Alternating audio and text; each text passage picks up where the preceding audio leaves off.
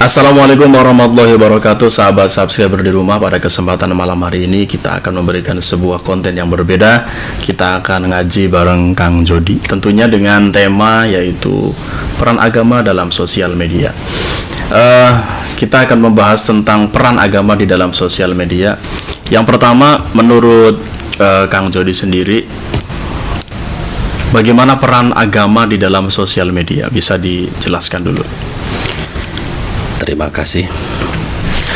Assalamualaikum warahmatullahi wabarakatuh. Waalaikumsalam. Kepada sahabat-sahabatku yang berbahagia, kita tidak lepas dari media sosial.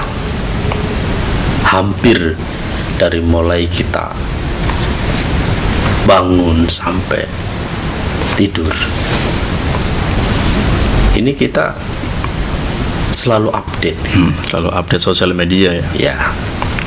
Jadi apapun yang menjadi unek-unek kita, kemudian perasaan kita, suasana hati kita, ini semuanya dicurahkan di media sosial, baik itu Facebook, WhatsApp, Instagram dan lain sebagainya.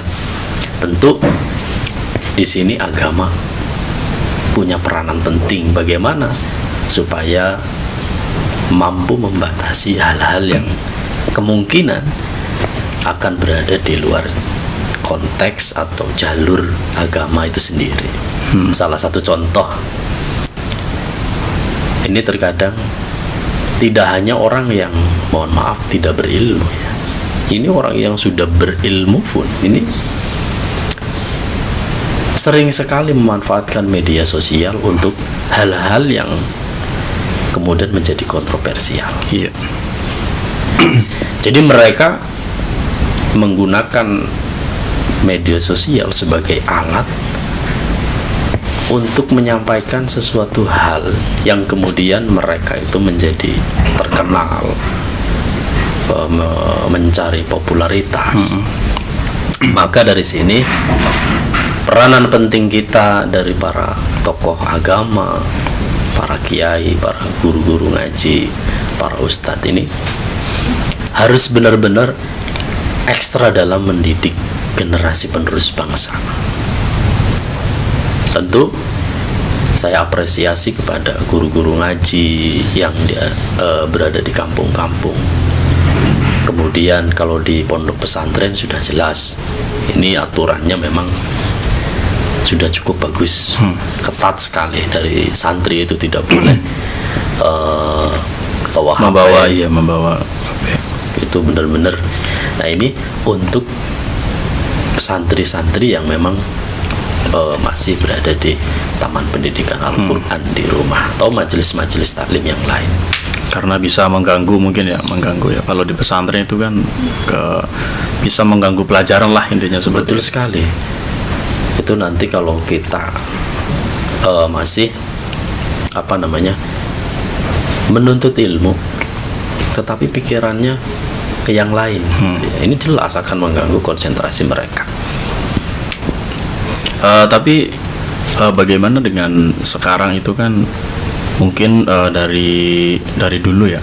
Kalau mungkin santri dulu itu kan sosial media itu memang dilarang, tapi kalau di era sekarang itu yang saya lihat di media sosial seperti Instagram, bahkan di Facebook juga di halaman itu kan sudah banyak pondok-pondok pesantren ataupun lembaga-lembaga pendidikan agama yang memang mereka punya sosial media yang aktif. Itu menurut dari Kang Jody sendiri itu bagaimana? Dari sisi positifnya itu atau sisi negatifnya itu bagaimana? Tentu ini sangat bagus sekali ya. Kita tidak hanya memerangi radikalisme atau juga konten-konten yang kurang bermanfaat untuk generasi muda kita. Maka untuk para kreator kemudian yang memang mengisi konten-konten yang bagus di halaman Facebook, Twitter dan lain sebagainya. Ini juga dampak positifnya adalah bisa menjadi rem gitu, untuk generasi muda ketika kita mencari informasi agama itu sumbernya jelas. Misalkan sekarang kan banyak dari kiai-kiai muda kita gitu ya, gus-gus itu berada di media sosial. Begitu dengan potongan-potongan ceramahnya yang sangat-sangat bermanfaat untuk generasi kita. Jadi itu punya nilai positif yang luar biasa. Iya. Kemudian tadi dari sisi positif ya. Kemudian dari sisi negatif, mungkin sekarang juga seperti media dakwah ya yang disampaikan tadi oleh Kang Jody.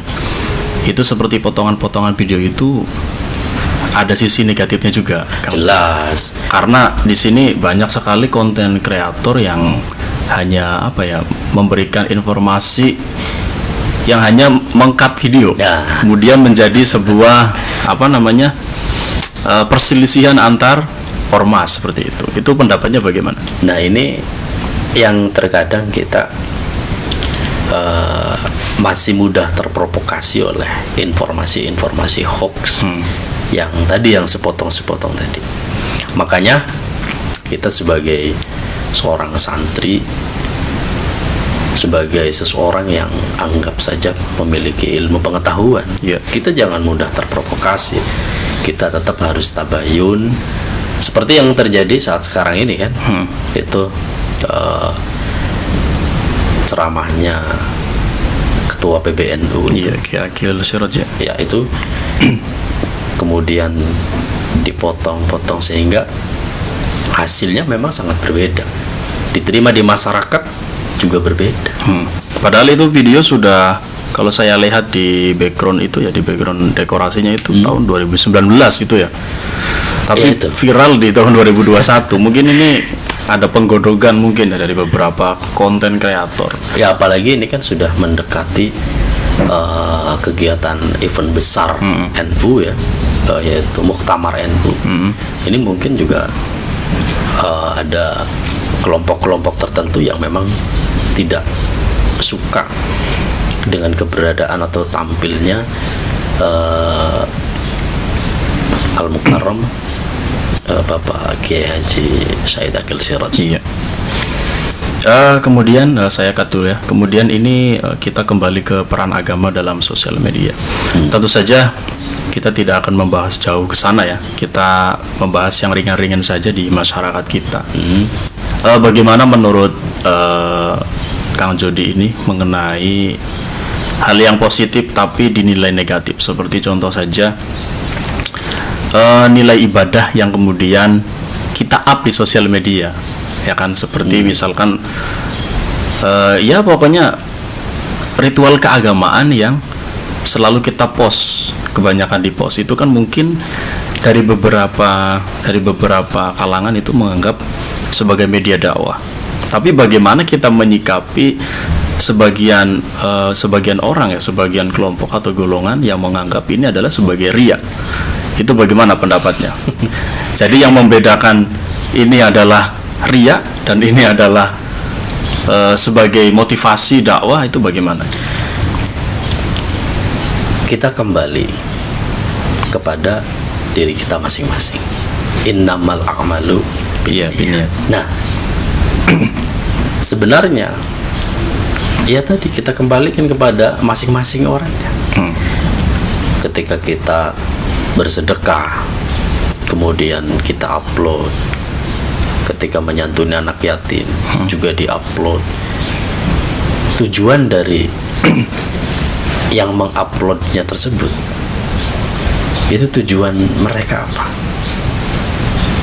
Apabila tujuannya memang untuk memotivasi yang lain, untuk berbuat kebaikan, mengikuti jejaknya, itu boleh-boleh saja secara agama. Beda lagi ketika misalkan kita setelah selesai membaca Al-Quran, kemudian kita upload, tujuan kita supaya mendapat pujian. Nah, ini yang dianggap ria. Jadi sah-sah saja ketika amaliyah tadi ada yang kita upload dan juga ada keterangan yang harusnya diam-diam seperti itu. Sebenarnya boleh-boleh saja, keduanya boleh, tergantung daripada niat kita. Nah, ini justru yang tidak boleh ini dalam berumah tangga. Ini kan karena kita semuanya seolah-olah gitu ya, kita sudah berada di kehidupan di alam lain, di alam media sosial. Jadi orang yang berumah tangga semuanya diupload gitu, di media sosial, di Facebook, di WhatsApp, itu semuanya diupload. Ada masalah dengan istrinya, ada masalah dengan suaminya, ada masalah dengan tetangganya, ini diupload. Nah, ini yang harusnya kita batasi. Tentu ilmu agama lah yang kemudian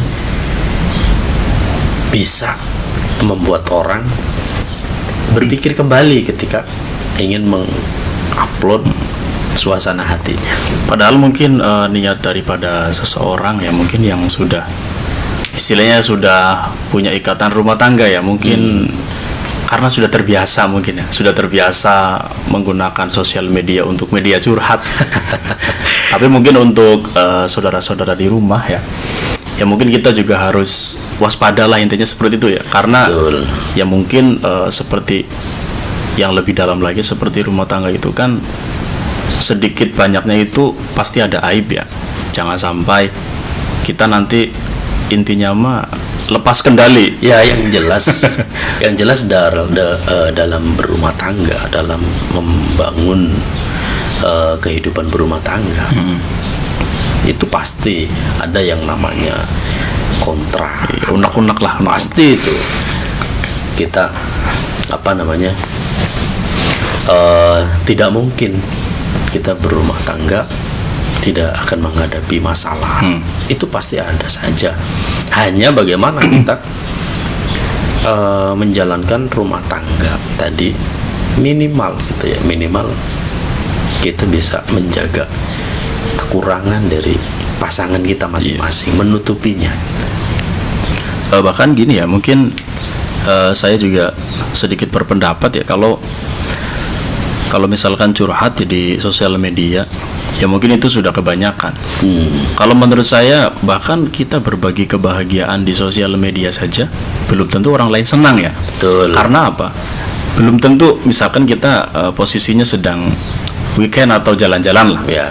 dengan keluarga, kita post alhamdulillah ini itu, ya mungkin sebagian orang yang pro dengan kita mungkin mereka alhamdulillah komennya juga kan, tapi Positif. ya positif. Tentunya orang-orang yang sedang mengalami perbandingan 180 derajat dengan nasib kita, mungkin mereka akan berkata ya ini dan itu ya kan, ya di sana mah enak ya, saya mah nggak bisa merasakan seperti itu. Nah itu kan mungkin sisi negatifnya ya. Jadi terkadang memang sebenarnya kembali lagi itu hak masing-masing Iya, kan, iya, masalah mengupload kebahagiaan di sosial media, menceritakan kehidupan mereka, itu Iya. hak mereka. Jadi yang penting kalau menurut saya ya, ini dalam perihal rumah tangga tadi, itu kan jelas bahwa kita itu sebagai orang yang beragama harus mampu menutupi Iya. kekurangan dari pasangan kita, istri kita, atau misalkan orang tua kita, orang tua istri kita harus mampu menutupi segala kekurangannya. Nah, ini di dalam berumah tangga tetap kita ada batasan-batasan tertentu, dan mohon maaf memang sulit sekali ketika kita tidak dibentengi dengan ilmu agama yang Iya. kuat. Kadang-kadang jari-jari kita itu gatel gitu Ya, ya, betul. pengen ada masalah ditulis, ada dengan tetangganya kita tulis di Ya sedangkan makna dari rumah tangga itu kan hunna libasul lakum ya, wa antum libasul lahun. Jadi seorang suami harus bisa menutup kekurangan sebagai pakaian ya, istri juga harus bisa menjadi pakaian suami. Ya, intinya mah kita harus bisa memanfaatkan sosial media dengan baik ya, apalagi kita yang sudah berumah tangga, tentunya kita ya, untuk pribadi kita sendiri. Itu tadi sedikit mungkin beberapa madorot ya dari sosial media dalam kehidupan rumah tangga. Sekarang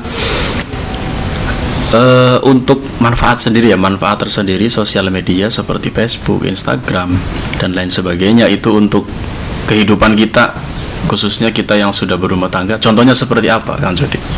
Memanfaatkan itu atau upload jualan atau apa? Itu kan mungkin lebih bermanfaat. Ya, kita memang sekarang hidup berada di zamannya media sosial. Iya. Jadi mau tidak mau semuanya kita berhadapan-hadapan setiap harinya dengan media sosial. Semua orang sudah beralih sekarang kehidupan. Positifnya adalah contoh tadi yang Mas Mail sampaikan, bahwa misalkan kita dalam berumah tangga ada yang istrinya jualan. Nah, ini yang positifnya kan tadi buat jualan online. Iya, juga. iya, benar. Kemudian ada lagi misalkan kita membuat acara keluarga yang bisa menjalin silaturahmi dari itu kan juga kita manfaatkan media sosial, sehingga melihatnya media sosial itu adalah sesuatu yang baik untuk dimanfaatkan gitu. Bukan hanya sekedar untuk cari popularitas saja. Memang zaman sekarang susah, terkadang saya sendiri gitu ya, kita harus tahu suasana netizen, terutama follower kita ya. Terkadang coba Mas Mail bisa lihat ketika update status gitu ya, ketika statusnya berbau ilmu pengetahuan, berbau ilmu agama, itu kadang-kadang yang like itu biasanya langsung skip saja, scroll. Iya, biasanya itu malah lewat saja.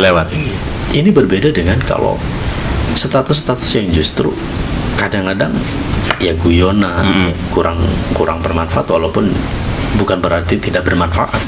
Ada manfaatnya juga ketika membuat orang tersenyum, itu kan ada manfaatnya. Nah, jadi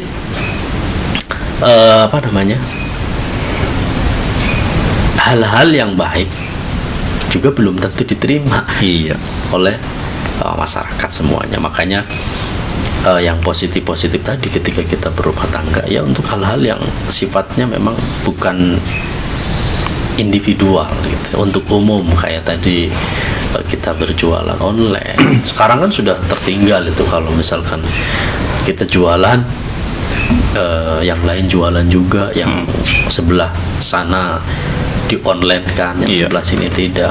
Itu sudah jelas. Ini dampak dari era digitalisasi yang sangat luar biasa perkembangannya. Ya, kemudian tadi juga sedikit manfaat ya. Tadi yang pertama kita sudah membahas tentang madorot daripada sosial media. Ya, kaitannya dengan, intinya kita di sini berkaitan dengan kehidupan beragama lah intinya, Mas. Secara agama, pandangan agama ya. Betul. Kemudian untuk manfaat juga tadi untuk berjualan atau memberikan informasi-informasi yang intinya bersifat membangun ya, motivasi dan lain sebagainya. Baik, yang terakhir ini tentunya tadi kita membahas tentang kita sendiri ya, atau sebagai suami, sebagai istri. Nah, kemudian kita kita ke anak ya. Itu sekarang itu kan lagi musim yang namanya anak itu, bahkan handphone saja Android itu kan lebih bagus daripada punya orang tuanya.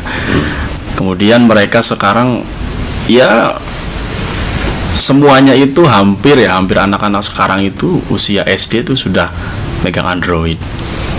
Dan banyak sekali menurut saya itu banyak sekali madorot daripada HP Android. Ini pandangan dari Kang Jody bagaimana tentang sosial media bagi anak? Bagaimana manfaatnya, kemudian bagaimana yang tidak bermanfaat? Kalau kita melarang, tentu tidak mungkin. kita melarang anak kita misalkan bermain HP gitu. Itu sangat-sangat tidak mungkin. Karena apa? Ya tadi, informasi apapun sekarang sudah lewat HP. Ya. Apalagi ada kebijakan itu dimulai dari belajar online. Nah, ini mau tidak mau orang tua ya harus gitu. Hanya saja kewajiban orang tua adalah tetap membatasi supaya si anak tadi jangan bergelut dengan HP terus. Waktunya sholat kita ingatkan sholat, waktunya ngaji kita ingatkan ngaji. Bahkan kita juga harus mengarahkan anak-anak kita tadi supaya beralih pikirannya, tidak ke handphone terus. Jadi si anak kita misalkan punya hobi main bola gitu.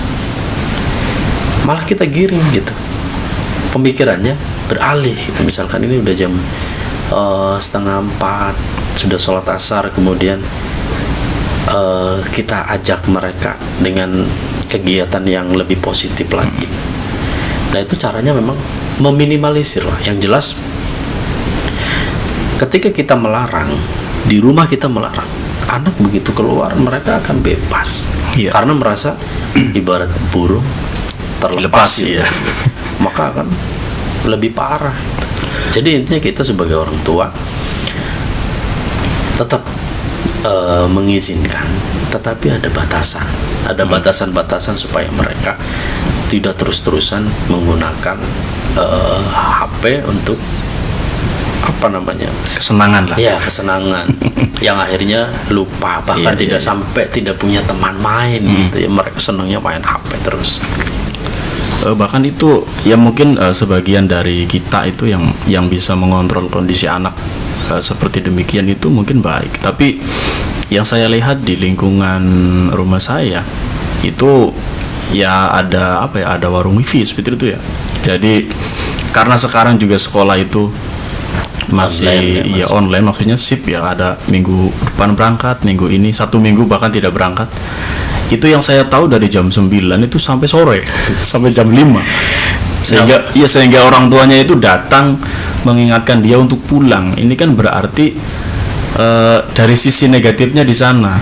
Padahal ya mungkin gitu ya, dari sekian jamnya mereka belajar itu hanya berapa menit saja gitu ya, sisanya bermain. Mungkin itu ada yang game online dan sebagainya. Makanya kita harus benar-benar ekstra ketat supaya anak-anak generasi penerus kita tidak kemudian ketergantungan dengan media sosial yang kemudian bisa merusak pola pikir.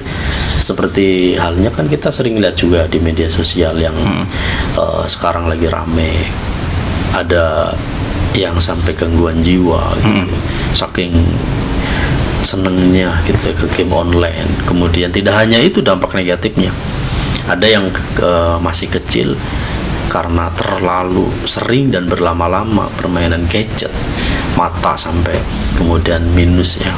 Pakai masih usia 5 tahun sudah pakai kacamata yang tentu kalau kebebasan melihat jadi tidak bebas gitu. Terbatas karena matanya ada kerusakan. Ya, mungkin ini adalah pertanyaan yang terakhir tadi ya, sudah dijawab. Pada intinya saya menangkap kesimpulan dari Kang Jody ya, bahwa tentunya untuk bisa menyikapi sosial media kita harus bentengi dengan pengetahuan agama, seperti itu ya. Mungkin untuk yang terakhir barangkali ada pesan-pesan untuk sahabat subscriber yang ada di rumah sebelum saya tutup.